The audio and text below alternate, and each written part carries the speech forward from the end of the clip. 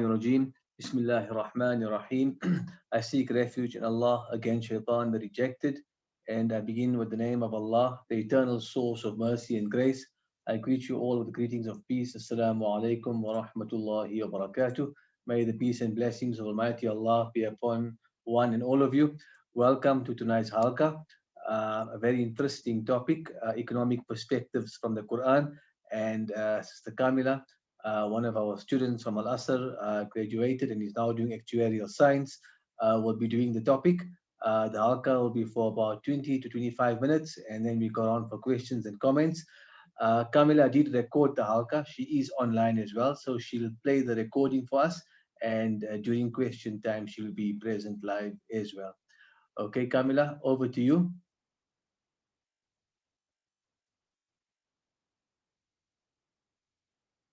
Question you answer. Natural resources and strategic geographical locations. Assalamu alaikum. Today my halqa is on economic perspectives from the Quran. We find the Muslim world today plagued with ignorance, poverty, laziness, corruption, illiteracy, sectarianism, irresponsibility, disunity, mutual violence, empty rhetoric, unclean environments, and the lack of political will to improve their own condition. As a result, these countries face economic hardships and underdevelopment, even though they have been blessed with abundant natural resources and strategic geographical locations. Let's take Nigeria as an example. It's run by a Muslim president and it has the eighth largest oil reserves in the world. Yet it remains a third world country. Nigeria is one of only 8 World Bank red zones. These are the only countries on the planet where GDP per capita has fallen steadily over the past 20 years. Western oil companies and a few highly connected politicians are the only beneficiaries of these resources. The rest of the population languishes in extreme poverty. This narrative is common in most Muslim majority countries: Saudi Arabia, Azerbaijan, Kazakhstan, Niger, Algeria, Egypt, and the list goes on. My halqa today will focus on the financial and economic aspects in society from a Quranic perspective. I'll also try to determine the root causes of the dire economic situation in Muslim countries and how this can be addressed. The root cause of the situation currently faced by the majority of Muslim countries can be traced to our abandonment of the Quran. We keep our Qurans on high shelves instead of reading, understanding, and practicing its content. We think that the Quran is a book filled with spiritual guidelines and laws relating to personal matters only. What we fail to realize is that it is a scripture which guides us in all aspects of life, be it personal, political, or economic. For us wanting to benefit from this guidance, we have to act on it, with the express purpose of wanting to implement positive change in society. However, this change won't come on its own. We need to become proactive and take the bull by the horns, make every effort and dedicate all our resources towards familiarizing ourselves with His guidance and acting upon it with sincerity and dedication. Let's refer to Surah 13, verse 11. Verily, never will Allah change the condition of a people until they change it themselves.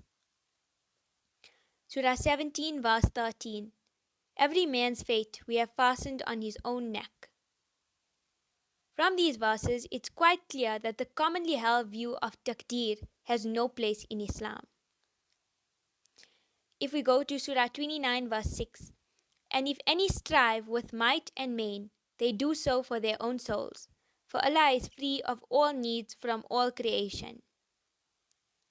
Surah 53, verse 39, that man can have nothing but what he strives for. What is clear is that you must take responsibility for the consequences of your action or inaction. We need to determine our own future and question why we were put on earth. Surely we need to play a positive role in bettering the lives of others. We were never placed on earth just to exist and utilize its resources to enrich ourselves. The questions we need to ask are: why is there so much inequality in living standards? Why are most people living below the breadline? Why are the rich getting richer? Let's move on and discuss economic structures. Many people have debated the different economic structures, such as socialism, communism, or capitalism. There are many verses that indicate that Islam promotes a free market structure with certain inherent safeguards. It does not encourage the wealth of the rich to be forcibly taken from them and that they should only be allowed to keep a basic amount. Islam does not advocate a system where employer and employee are made equal. In other words, economic inequality is a recognized concept in Islam. However, if we follow the guidance in the Quran, the inequality of wealth, the gap between the haves and the have nots, would be minimized within reasonable limits. The primary purpose of a government should be to establish an economic system that seeks to provide every citizen with their basic needs, such as healthcare, housing, education, security, basic infrastructure services, and giving each an opportunity to flourish and reach their maximum potential. The wealth of a nation should not just be used to benefit a certain class or segment of society, as is the case today in many countries. This is in line with the objective of economic development, which is to ensure proper and equitable circulation of wealth, protection of basic rights of individuals, and at the same time allowing for entrepreneurial excellence. We could call it economics with an element of social justice, compassion, and generosity woven into it.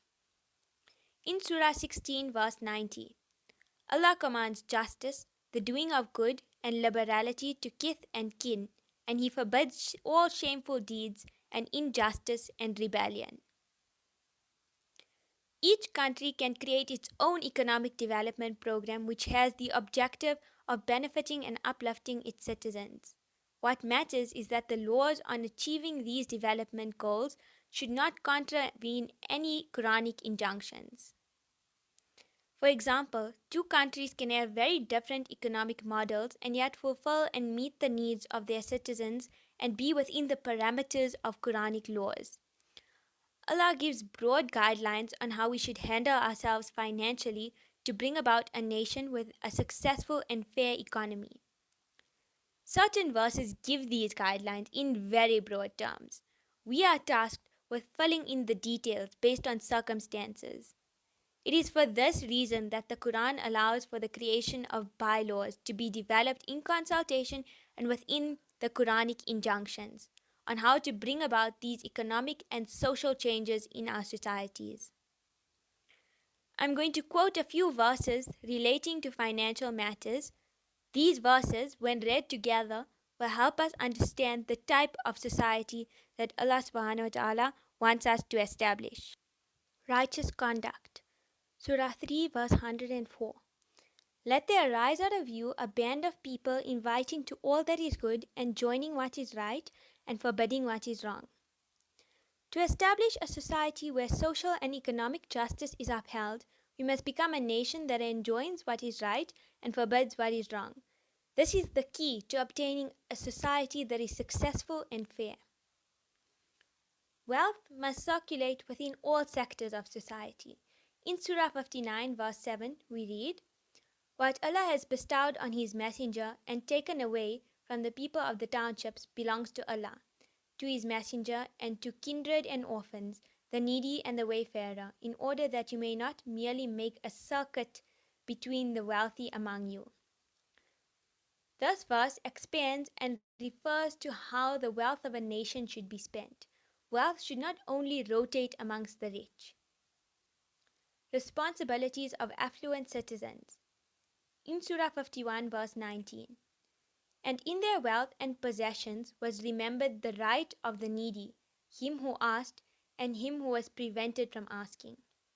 Surah 17, verse 26, "And render to the kindred their due rights, and also to those in want and the wayfarer, but squander not your wealth in the manner of a spendthrift." The downtrodden in society, who are often left to fend for themselves, have a right in our wealth. I find this verse truly mind blowing. Allah is making sure that we who claim to follow the Quran take full responsibility for the marginalized in society, and share our wealth and possessions with them. What other ideology proposes this kind of system aimed at leveling the playing fields between the haves and the have nots? Fair trading practices. Let's refer to Surah 5, verse 8. O you who believe, stand out firmly for Allah as witnesses to fair dealing, and let not hatred of others to you make you swerve to wrong and depart from justice. This verse could be applied at many levels. To me, it draws the connection between trade and social justice. Allah is telling us to be fair. We must apply justice and fairness consistently throughout all aspects of life. In Surah 83, verse 1 to 5, woe to those that deal in fraud, those who, when they have to receive by measure from men, exact full measure, but when they have to give by measure or weight to men, give less than due. Do they not think that they will be called to account on a mighty day? These verses are quite self explanatory. Let's move on to financial crimes. In Surah 28, verse 77, and seek not occasions for mischief in the land, for Allah loves not those who do mischief. Surah 2, verse 188. When you abstain from the permissible during the annual training period, you empower yourselves to easily refrain from the forbidden. So do not devour knowingly the wealth and property of one another in a wrongful manner, nor bribe the officials or the judges to deprive others of their rightful belongings. Fraud and corruption have a negative direct impact on the economy's growth and development. Corruption also has an indirect effect on the country's economic performance by affecting many sectors fueling economic growth, such as investment, taxation, infrastructure development, and effectiveness of public expenditure. An Islamic state needs a very clear and firm regulatory framework that imposes very harsh sanctions and punitive measures against anyone involved in economic crimes, since a thriving economy is an essential component of a society that is striving to be socially just.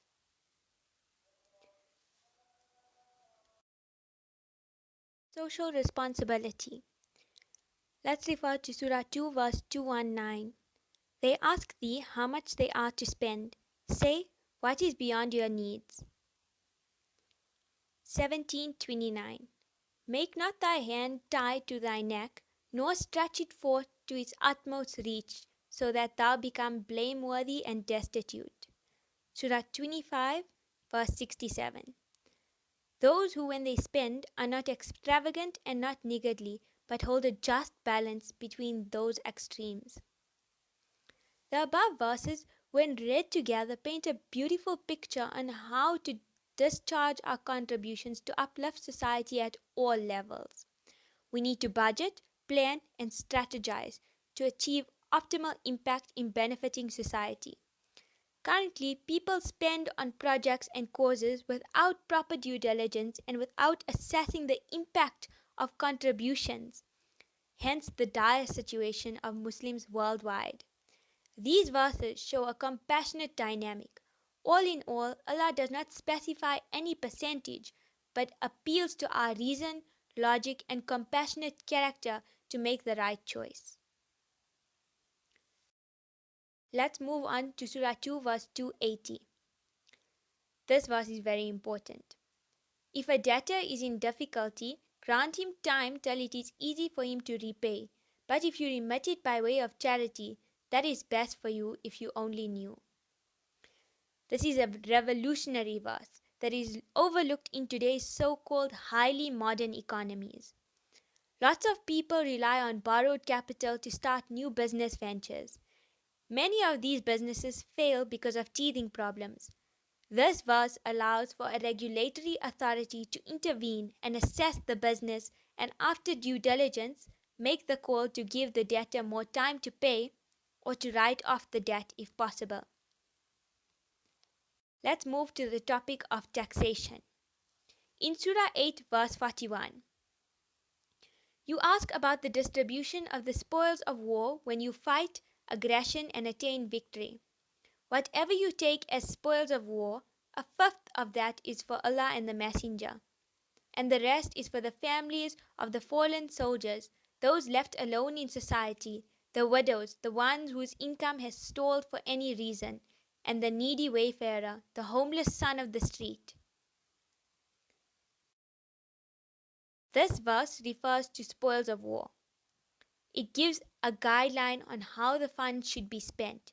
It could be extended to be a guideline for taxation. In my opinion, this is just a guideline. If a country needs additional funds, or if the country has a surplus of funds, taxation rates can be changed based on circumstance. The Ministry of Finance should determine the rate that is appropriate for the government to fulfill its fiscal responsibilities. Thus, verse indicates that we should pay what is owed to the state. If we try and cheat the system by finding ways to pay less tax, we are harming the economy of the country. If many people avoid or evade tax, it can be detrimental to the state of the country and its citizens. Tax evasion and tax avoidance are both considered wrong. Both deprive the state of funds to implement social justice and provide essential services to improve the lives and standard of living of its citizens. To conclude, I will not get into the matter of interest because I feel that it is a very vast topic and I am not aptly qualified to discuss this matter. The topic of interest needs a halqa of its own. It is abundantly clear from the verses quoted above that Allah subhanahu wa ta'ala wants us to develop a certain attitude or mindset that I can best describe as being generous, caring, and compassionate towards everyone and everything that exists. In Surah 31, verse 20, do you not see that Allah subhanahu wa ta'ala has subjected to your use all things in the heavens and on earth, and has made his bounties flow to you in exceeding measure, both seen and unseen? Just as Allah subhanahu wa ta'ala has been exceedingly generous towards us, we are to imbibe that characteristic within us and share the same generosity and benevolence towards our fellow beings, especially the poor and destitute. I once read that the earth has enough resources to sustain 15 billion people, yet we find poverty is the lot of half the world's population. Since Muslim countries are at the bottom of the ladder when it comes to the living standards, our focus should be to find ways of empowering people with the necessary skills to find practical methods and solutions to take us out of this darkness. We have the promise of Allah subhanahu wa ta'ala in Surah 14, verse 1. A book which we have revealed unto thee in order that thou mightst lead mankind out of the depths of darkness into light, by the leave of their Lord, to the way of him, the exalted in power, worthy of all praise. Yet despite this undertaking by the Lord and Cherisher of the world, Muslims have completely lost all hope and abandoned the book of Allah. In the following verse, we hear the complaint of the Prophet on the Day of Judgment. Surah 25, verse 30. O my people, Surah 25, verse 30. O my Lord, truly my people took this Quran for just foolish nonsense. Our ultimate duty and responsibility as Muslims is to ensure that there is peace, harmony, and justice on earth, to eradicate injustice, corruption, and oppression. In Surah 9, verse 71, the believers, men and women, are protectors one of another. They enjoin what is just and forbid what is evil.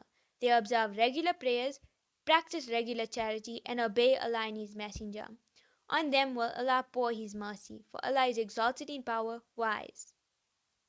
Now the question we have to ask ourselves is, are we working towards that end? Jazakallah. Assalamu alaikum.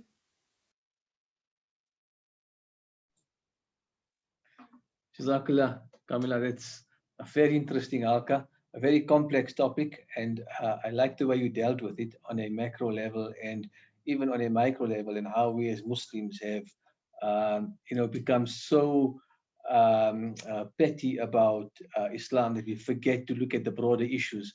just before we go for questions and comments, I found something quite interesting. I was talking to someone yesterday, and I was looking at the amount of funds that we as a Muslim community spend on halal certification. And the amounts that are thrown out there is about 500 million to about R1 billion a year that's spent or collected for halal certification.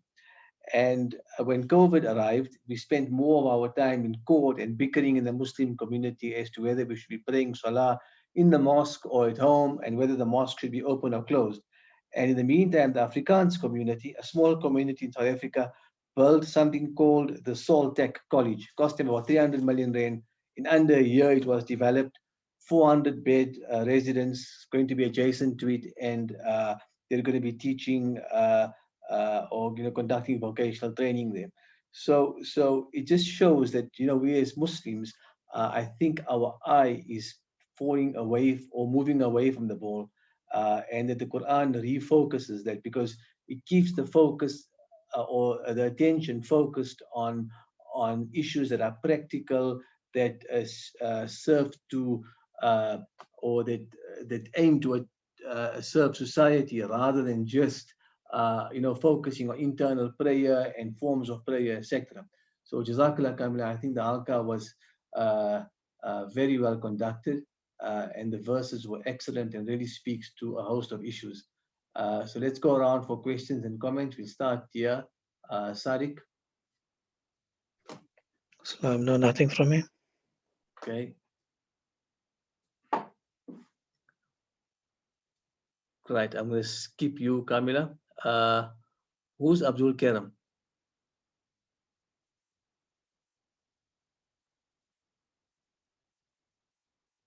I'm going to ask you to unmute. Any questions?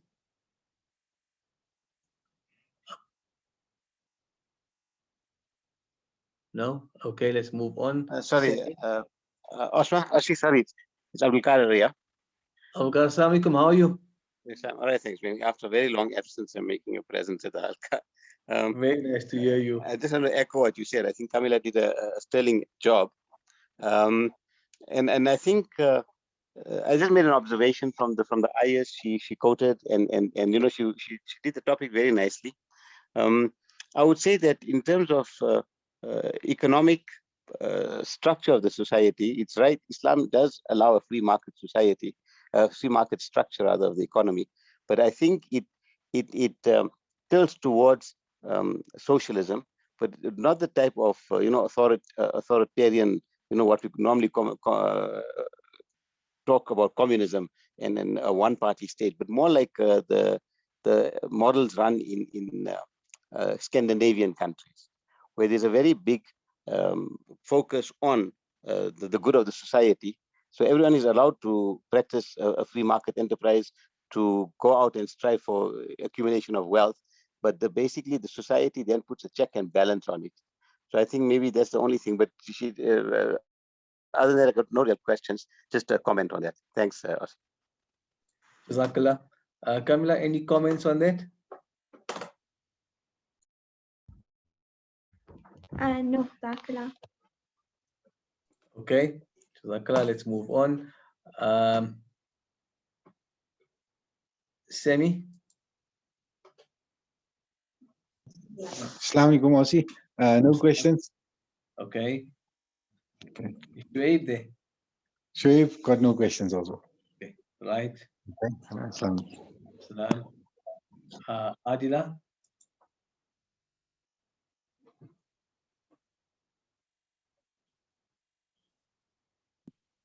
Salams, no questions. Very well. Salam. Okay.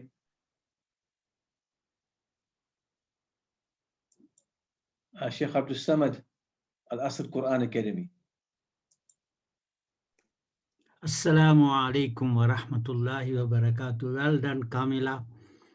And I must tell you that what you did was you actually tried to invite the people back to the Quran. And we know it is not inviting the people only back to the Quran as far as economics is concerned, but in every walk of life that is necessary. And this economics or financial affairs is just one of it. But what I want to ask you a question. You see, Allah subhanahu wa ta'ala tells us, وَلَا تُخْسِرُ الْمِيزَانِ. Do not show loss on the mizan, that is on the scale. Now, when we talk about the scale, meaning, for instance, you talk today in a modern world, and in the ancient world, we had a barter system, and we had the gold and the silver as exchange. And you find in the time of the Nabi sallallahu alaihi wasallam, there was dirham and dinar. So that were actually values. But today, with the monetary system in rand and cents and dollars and pounds, and you find these these values, they are devalued, they have fluctuations, and at the same time, they have currency where you find that each country manufactures its own, and we don't know who's keeping that record. But what I want to know from the Quranic point of view in Surah Ar-Rahman, when Allah subhanahu wa ta'ala tells us, وَلَا تُخْسِرُ الْمِيزَانِ, do not show loss on the scale. I think that the Muslim countries are battling to adjust between this modern currency system and the old one. And therefore, if we go back, for instance, to gold as a main thing, because you see, zakat has to be done on the basis of gold. I want your comment on that, Kamila. Assalamu alaikum. Islam. Jazakallah for the input and for the question. I think that based on these verses that we've quoted, we see that there's no set laws that are in place. So we are supposed to determine on our own. And the first instruction given to us is read. So we should get knowledge on these topics and hire the right people to implement systems that will be effective in the situation that we are in. So I think that that's the best way forward.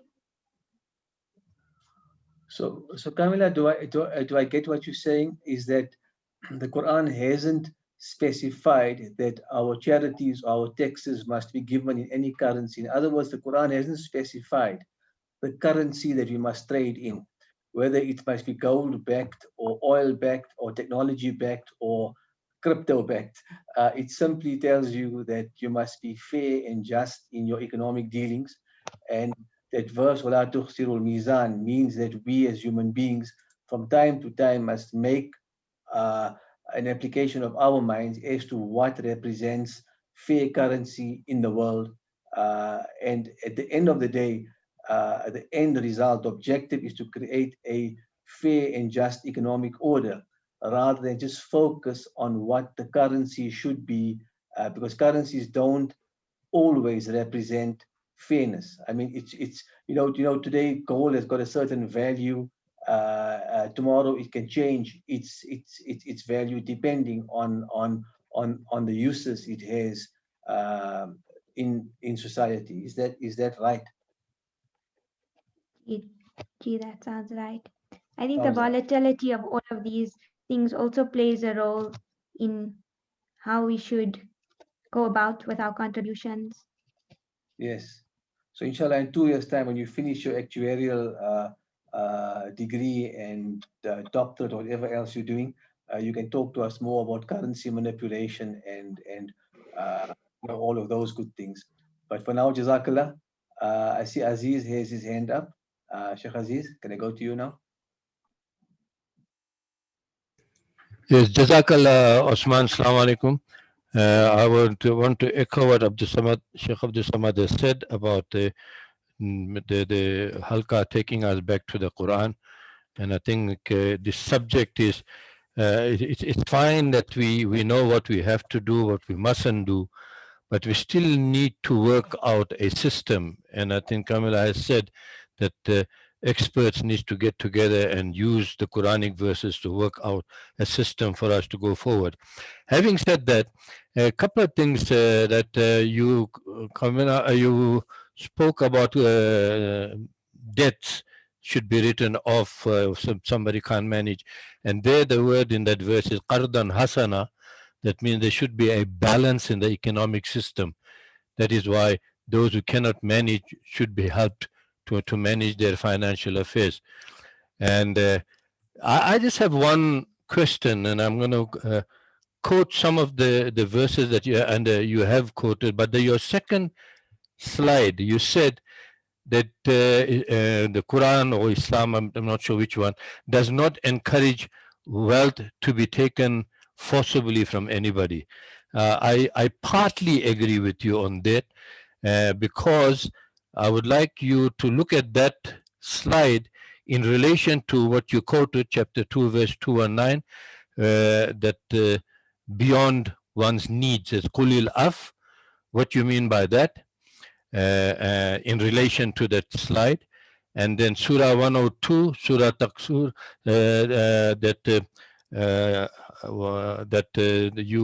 those who are hoarding will realize their hoarding negativeness as they go closest to the grave.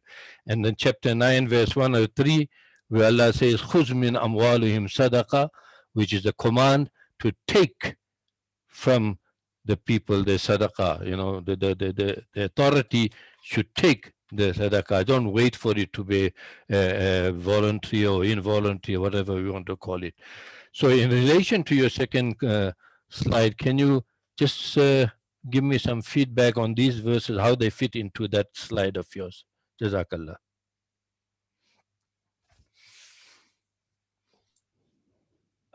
Kamila, can you put up the second slide?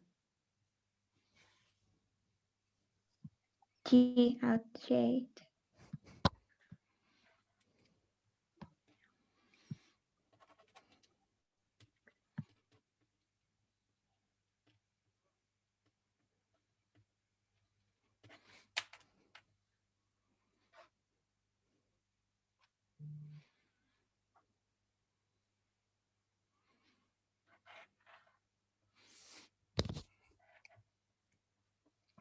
So what I'm saying is that if you look at the point, that the Quran or the economic structure, or obviously the Islamic economic structure, does not encourage the wealth of the rich to be forcibly taken from them, and they should only be allowed to keep a basic amount. I'm not saying that is right or wrong. What I am saying is, how does that item or that clause fit into the different verses that I have quoted? Okay, so maybe just then coming up to 9102 is are you saying that 9102 allows you to forcibly take someone's wealth? I think what Kamila is saying here, just to contextualize it, just so that she can respond appropriately, is that what she's saying is that once you've paid your tax to the Islamic State, there's no expropriation of your wealth, right? In other words, the right to property is respected in Islam. Fine. Look, that's what you are saying, Ossie, and you and I have had this discussion before. Yeah. If you look at the chapter 9, verse 103, خُذْ مِنْ أَمْوَالِهِمْ صَدَقَةً تُطَهِّرُهُمْ تُزَكِّيهِمْ بِهَا وَصَلِّ عَلَيْهِ إِنَّ صَلَاتَكَ سَكْنٌ لَهُ وَاللَّهُ سَمِيعٌ عَلِيمٌ. There's no restriction placed on that. No, sorry, right? it says خُذْ مِنْ أَمْوَالِهِمْ. Take all their wealth, right? Not take. Yes. Right. Yeah. No, from their wealth. Yes. Yeah. Right. Yeah. So what I think the point Kamila is making here is that you when the state, like any other state, levies a tax and you don't pay the tax, it can forcibly take that portion that's legally that you have a legal obligation to pay. Right. Other than that, whatever else you pay is voluntary. Because it says, I think that's so maybe let me allow Kamila to explain as well, but just to contextualize your question, I don't think any of the verses are giving you the right to expropriate anyone's wealth completely, because the laws of inheritance. No, you don't want to create the wealthy to become beggars. I mean, that's right. that would be a foolish thing to do.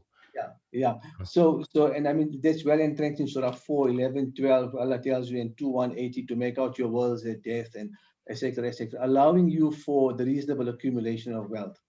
So let me maybe just give Kamil an opportunity. I think Sadiq's quoted at 47, 36, 38. You can look at it as well. Sadiq, is that the one? Sufriya. Oh no, okay, that's 47. this is a very good verse at the end of Surah 47, where Allah says, if you asked you for all of your wealth, then you would show up your niggardliness. So this is a nice verse as well, just to create the balance. And I know what you were saying, Aziz. You're saying you're not proposing that Islam is suggesting that you can't have any wealth whatsoever. But at the same No. time, But if you don't have wealth, then the whole system of obligation to the people who do not have will fall away. following, yeah. Right. So I'm not saying that. I'm saying, how does it fit? You see what my situation is. We it's very nice, and I agree with all the verses that have been quoted to say what we should do, what we shouldn't do. What we need to do is to extract a system that we can implement, right? And that is why I'm saying, how does the second slide fit into these verses of Qul Af, chapter 2, verse 219, Surah Takasur, verses Al-Hakum Takasur Hatta Zurtum al-Maqabir, that one, and etc. The other one, 9103, which one that you have, Khuz min amwalihim sadaqa. Okay, so Kamila, you want to comment? From my perspective, I'll give mine just now, but maybe do you have anything to share with us? I like to address the Surah Takathur verses and the other verses mentioned. I think that what it meant when it says hoarding is punishable, we're going to be punished in the hereafter. So and it is possible for a person to be wealthy, a lot of charity, and still manage to uphold a certain standard of living. And I think that that's fine in Islam. And on the comment on the wealthy, I think a way of, we do it in our economic system. If you have more wealth, you are taxed at a higher rate. So you pay more to the community and more is owed. So once that amount is paid out, I think that you have no contractual obligation to give more of your wealth. But obviously, based on your own discretion, you can give more. And if you don't pay what is owed, then that is something that should be punished based on the economic system that we can establish. Yeah. So that makes a lot of sense. I'll tell you why. You know why I think so, because a lot of the time we're talking about the economic system and we're looking at the rates of taxation and we're saying, well, it's 20%, 2.5%, or something else, right? And looking at the obligation to give and give. And I think that's very important. But we spend very little time looking at the application of those funds. So if you look at the worldwide poverty stats and the countries from which they originate and stem from, many of those countries have the best natural resources in this world, right? But those natural resources are mined for nothing and sold in the more developed countries for a very high price, and very little goes back to the country in which that natural resource originates from. And what stays in the country as well, out of the little that's paid to them, is even less. So what we need to look at is how to utilize the wealth that's paid in that society. So if we are South Africans contributing to our tax system, we need to make sure that our government uses that money properly for infrastructure development, etc., per their plans. What we're finding is that there's a big leak in the system. There's like a big, puncture, and we're trying to fill air into this tire that's got a big hole, thinking it's gonna the car is gonna move, but it's gonna keep on getting empty because the systems and controls are not in place to achieve the outcome of what Surah 9 verse 60 stands for. So it's telling you Exactly. That's where we should be going. Yeah. You take 9103 and 960 together, and then it tells you exactly how to use the money. That's right. And that's where we should be heading to, I think so. Okay. Yeah. So can I move on? Yeah, no, you can. But I think we should just make note of the 9103 and 960 because it requires a lot of discussion. 100%. Okay. Jazakallah. Right. I was at Uncle Anwar. Assalamu alaikum. Salam. Jazakallah for the beautiful presentation. I agree with the sister that the state should determine the amount of taxes that should be collected where there is a need. And I'd like to quote the verse 2:15. They ask you, Muhammad, what they should spend. Say, 1:9. whatever you spend of good is to be for parents and relatives and orphans. Whatever is good, it doesn't specify it must be rand, dollars, whatever it is, but whatever is good. Jazakallah. Jazakallah, Kanwar. Beautiful. All right. Jazakallah. Kamila, if you want to add anything, please, you permanently on unmute, so you can feel free to add your comments at any time, right? Okay, Asif.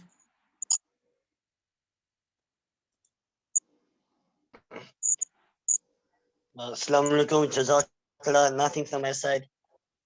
Okay, Jazakallah. Let's move on. Kasim.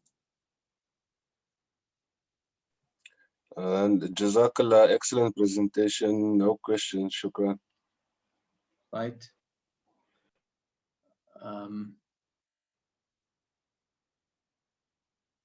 Kasim Karbai. Assalamu alaikum, no questions, thanks. Okay. Fahim. Jazakallah, no questions. Right. Farah. Assalamu alaikum, no questions. Right. Salam. Fatima.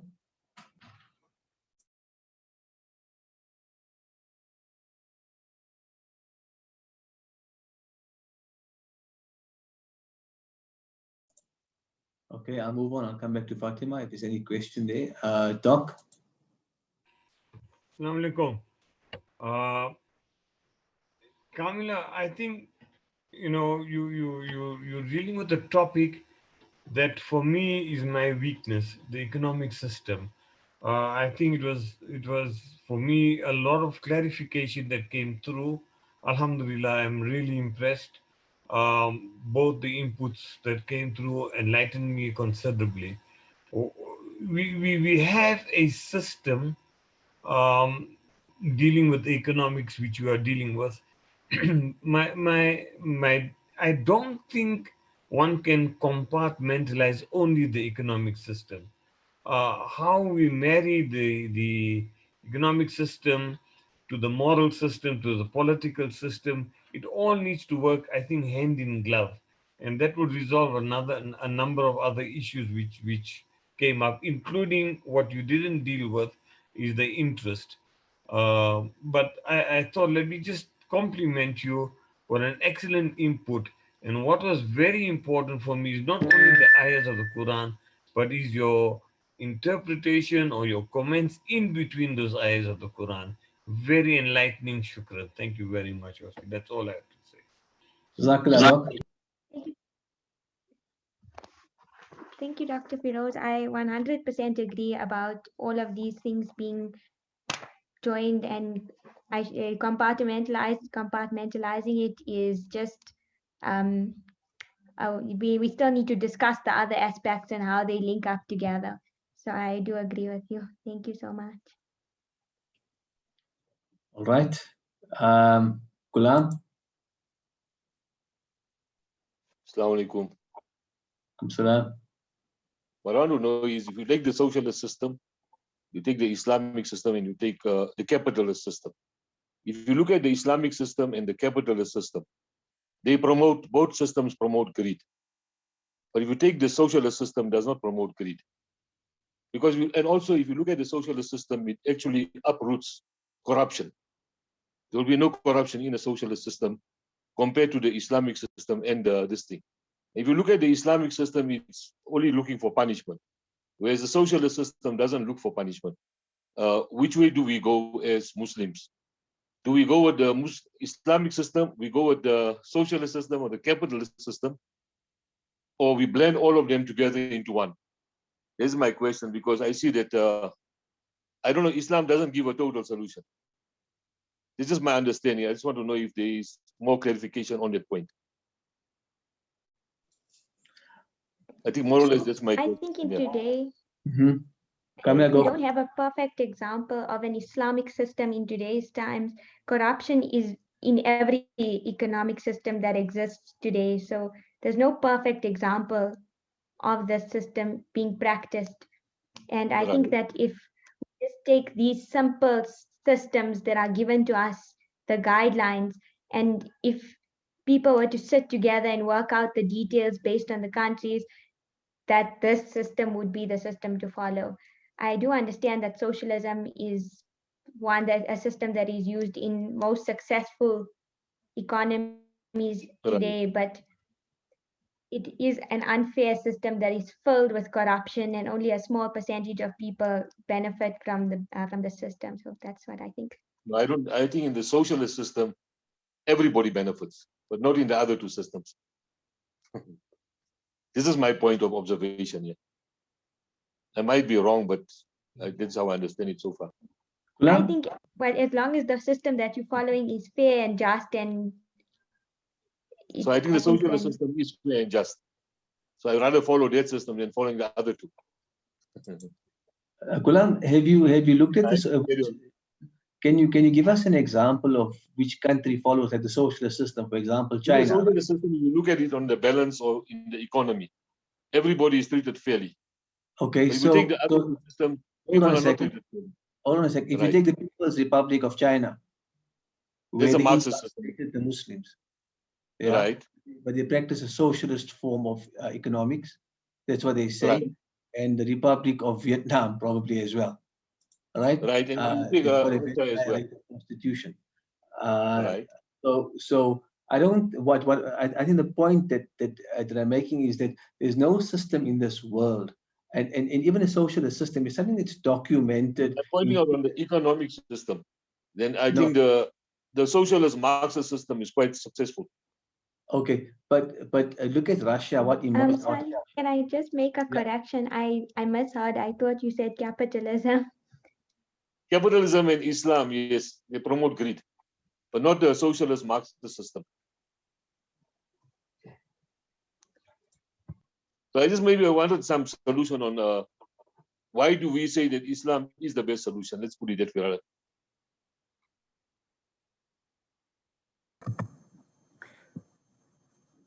Okay, Kamala, do you want to comment? Or let's leave it. Okay. No, it's fine. Kamala, do you want to comment? Yes, I think that the socialism system is both systems have their cons and their pros, and majority of the world has decided to follow capitalism because in a socialism system, there's a lot of people. Sorry, can I just have a minute to gather my thoughts? Yeah. Whilst you are doing that, just jump in. Ghulam, I'm looking at if you take the People's Republic of China, would you say that it's a socialist republic? Would you say that's a fair representation of when I'm socialism? looking at its economy, it treats the people fairly, yes. China. When it comes to its final, there's a balance in that system. So you haven't heard of the problem with Uyghurs in China? The which people? The Uyghur people who are being chained. Yeah. So Okay, is that maybe it's oppression, but it's not the economic system that's oppressing. No. It's absolutely based on system. But economically, everybody is treated at a balance. Besides what China is doing to the people at the moment. Even China's but economically, there's a balance, definitely. So okay, when you're done, I can speak. I found them to be more advanced than the capitalist and the Islamic system put together, or unless the Islamic system hasn't been tested as yet. If I can comment, Ossie. Yeah, please comment. So I think, I think Kamila's initial point is very valid, is that whatever system it is, as long as it's just, it'll be effective, right? And so we're thinking of the socialist system, which makes people equally poor. And, if you speak to now that I'm here in Switzerland, you speak to people that were in the former Russian republics, etc., You get a sense of how, so they were all equally poor and there was a lot of poverty, right? So that's one thing to consider. So people might be equal, but they might not progress. When you think of economic systems, there's some like developed countries that are highly unequal. That's the capitalist system. But if you think of like a place like New Zealand, for example, it's also based on a capitalist ideology, but fundamentally the regulations in the country ensure that people are treated equally and there's growth and development. So I don't think it's a capitalism versus a Marxism versus a socialism. I think it's as Kamala has correctly pointed out, is that it's a system that needs to be just. If that is achieved, you can call it what you want. You can have this communist system that's just, and just to give you an indication, like the Russian Tsars are among the richest in the world. Putin is enormously rich, right? And coming out of a communist system, right? So it just accumulates wealth in one pot for one leader. So I think the bottom line is just justice. That's my comment. Yeah, in fact, okay, Camilla, to gather your thoughts, any further thing you want to add? I think that both these systems have good points, and we should take parts from both of these systems along with the guidelines from the Quran, and we can create a system that is just and equitable. And you should take all of these different aspects that benefit humanity. Yes. At large, the whole community, the entire system should benefit the citizens in the country. The country. Yeah. Yeah, I think you made that point clear in your presentation as well. It's not, Islam doesn't come with the finer detail. It gives you the objectives to strive for. So if you can achieve that, however you can achieve that, the idea is for you as a society to keep thinking about this and implement solutions and systems to achieve this outcome of justice. Okay, Ghulam, I don't know if it answers your question. Can you move on?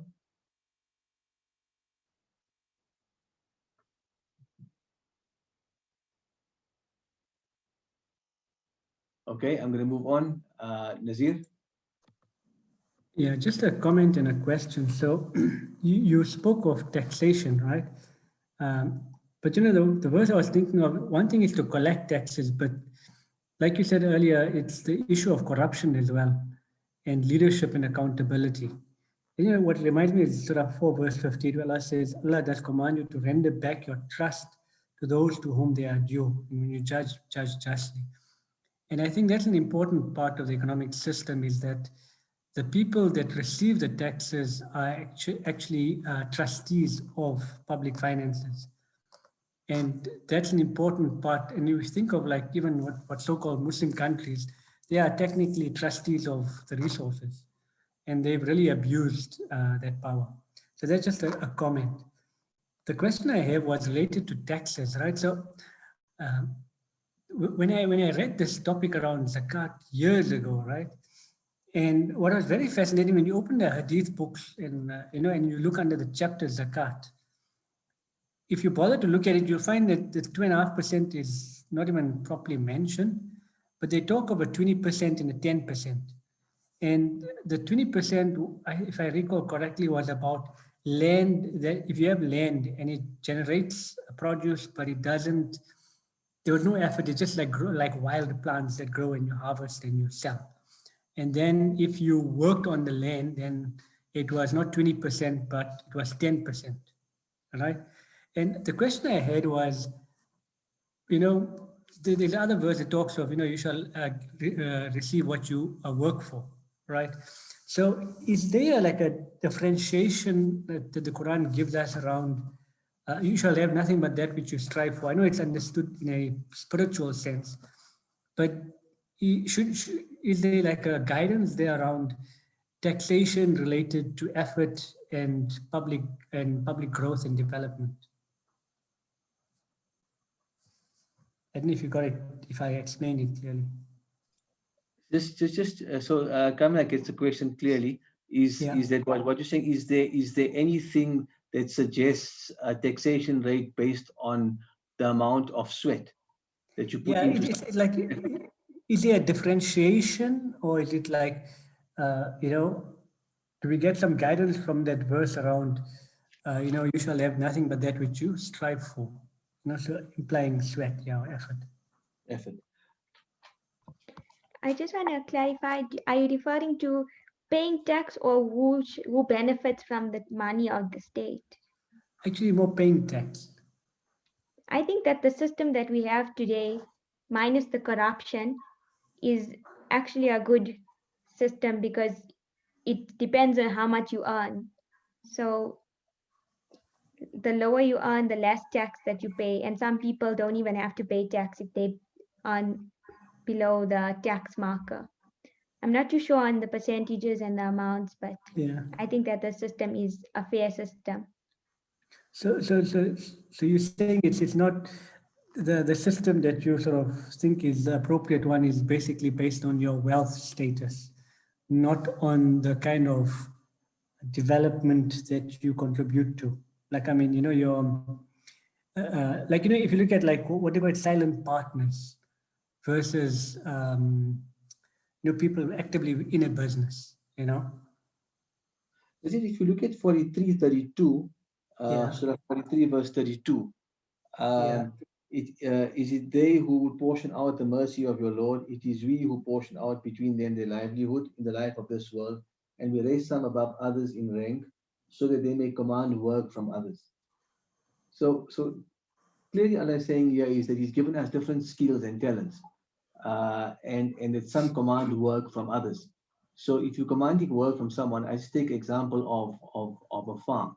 The farmer and the people working, in the plantations, etc. The guys working in the plantations are working a lot harder physically, but the mental application of the farmer itself to the whole thing, and everyone involved in the supply chain, that will be based on sort of willing buyer, willing seller.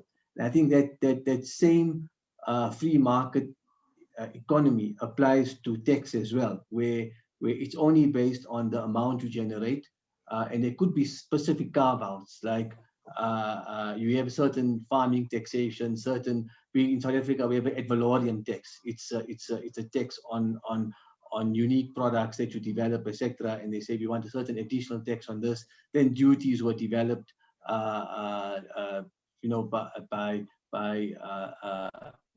through cross-border trade and that. So to me, the long and short of it is that nothing in the Quran sets out that you have to be involved physically in the supply chain of the product to be a participant in the profit of it, based on 43:32. But what will happen is that as a result of you earning money out of it, you will be taxed, and that's how the government will be enriched, which means the citizens at large will share as well. So it creates a circular effect. Okay, all right. This last comment, Kamila, brilliant Halqa. It was fantastic and well done, alhamdulillah. Very proud. Jazakallah, Uncle Nazir. Right, Jazakallah Nazir. Let's move on. Uncle Khalid.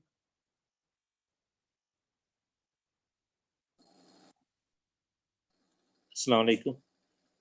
Yes, thank you. I joined a bit late, so I only joined in with the question and answer. I'll just follow through.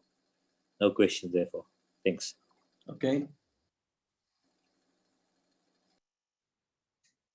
Rafiq.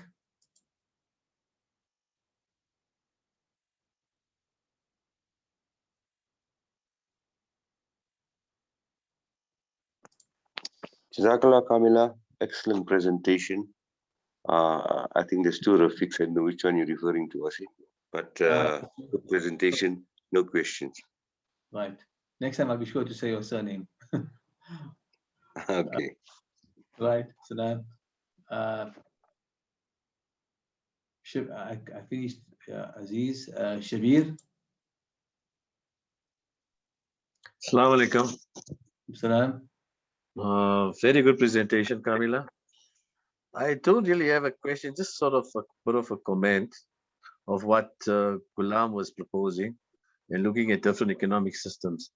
Ultimately, all of them are motivated by economics. And the economic shapes actually the morality and the political structures. So if we look at socialism today and its practice, and when Kamila opened up the Halqa with Islamic countries and the situation they find themselves in now, it was actually socialist systems that fell apart. Now we can go in with moral uprightness and say this is what we've got to do, but ultimately the people that are running it are the people that have to be kept in check. So if we're not going to have good leadership, we're going to have a corrupt situation. But now extending on this, we're talking of an open economy, sort of what they call it, a free market system. Assuming the businesses that we try and promote, in a sense, are not, you could say, like borderline. Are they Islamic, encouraging an Islamic ethos, or are they promoting something else? Like say today in South Africa, we have the alcoholic industry, which is a big contributor to tax and to social upliftment. We have the tobacco industries. We have the arms industries that generally I would think are not completely clear-cut black and white, that are paid systems. But what benefit they're giving to the society? How would the Islamic society in itself, if industries like this come in, how would we respond to that?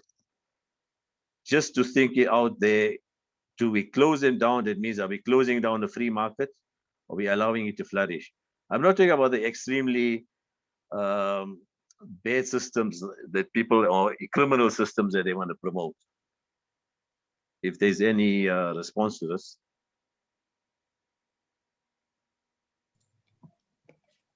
I think that if you think about in the lockdown when there was no alcohol allowed to be sold, like the hospitals were empty, there were less car accidents. I think that this will level the playing field. The benefits and the damages will even each other out eventually in the long run. But I think that slowly phasing out certain industries that are un-Islamic in a society that are un-Islamic and harmful will be the way to go in this situation. And I just wanted to say one more thing, that in a certain society, maybe socialism will work because of the community and the people living in that area. If they're happy in that system, then that's fine as long as it's just. But in another instance, maybe capitalism is more appropriate for that country. So you just have to, as long as it's fair and just, I think that that's my opinion. No, I agree with to a certain extent there. I mean, the idea is as just as they can be in both systems. But I mean, today it's been proven that the social systems are actually the most skewed systems ever, because you create over a period of time an untouchable wealthy class. So you create actually a monarchy. You create a system of wealth concentrated very high up and concentrated and monopolized. So it's actually more detrimental than capitalism. But besides that, I mean, end of the day, we've got to have, I agree with you, a just system that can maybe push the best of both. But excellent, Halqa, Kamila. Thanks for the response. Okay. Jazakallah. Right, Shabir, Jazakallah. Let's move on. Sumaya Mukaddam. Assalamu alaikum. No questions, Jazakallah. Okay.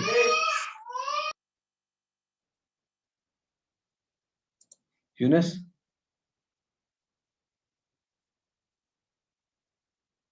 Yunus, you got any questions for Kamila? No, thanks. Actually, no questions.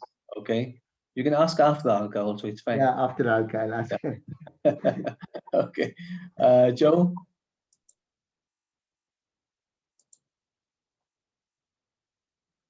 No questions today, thanks. All right. Jazakallah, I don't see any hands up. I just wanted to read out what's on the chat. That's the verses that Sadiq posted, Surah 47, verse 36, 37, and 38. Please read through those verses. They're very good verses and also speak of economic principles. Yeah, and okay. So having said that, you know, before I hand over to Kamila to make any concluding remarks, if there's any other points, please just raise your hands. But you know, when you talk about social justice and economic justice and the opulence of this world, etc. I think, you know, it will do everyone good just to read the Sunday Times of this last weekend, this weekend that passed. I just get a copy of the Sunday Times, and you see an article there of Mohammed bin Salman. And now that Biden's the US president, he's trying to backtrack on the relationships that were established with Trump, and how the Khashoggi murder, etc., was tried to be swept under the carpet. And now, obviously, bin Salman has become like a dirty nappy. So, but if you just read the article, it will tell you the extent of opulence, and when we talk about abuse of state resources, and taking the state resources and making it like your personal property, then you'll be quite shocked with that article.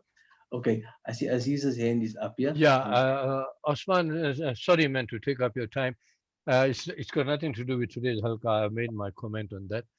You know, Friday's talk by Dr. Osman, I don't know how many of you all have heard it, but it had an historical, international, Islamic political significance of a very high standard. And I was going to propose that it be propagated internationally at all forums, if it can be, and something can be done to make it even more well known in the South African, people among the South African people, because it was a very interesting talk that he has given, and I think we should make use of it. Yes, definitely, definitely. So that's my those of you who suggestion. don't have the talk, there's a please let me know. I'll email or Ahmad Isani will just WhatsApp you a copy of it, but I'm sure all of you have it. But maybe just it is still on the group if it hasn't been deleted, but it's fantastic. I think it's a lot of information for us. Yes, definitely. Okay, Jazakallah Aziz. Right, so before I close, Kamila, any concluding remarks from you?